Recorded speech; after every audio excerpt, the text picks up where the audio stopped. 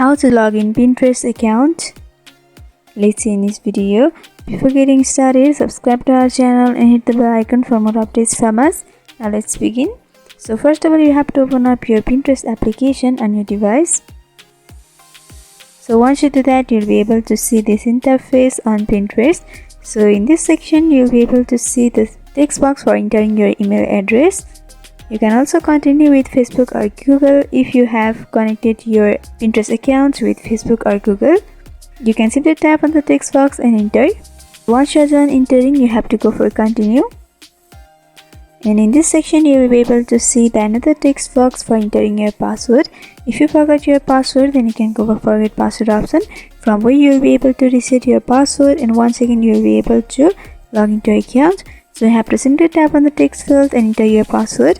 Once you are done entering, simply go for login. And few seconds later, you can see my account has been logged in. So this is how you log in Pinterest account. I hope this video was helpful. If you have got any queries regarding this video, then you can mention down below in the comment section. Thanks for watching.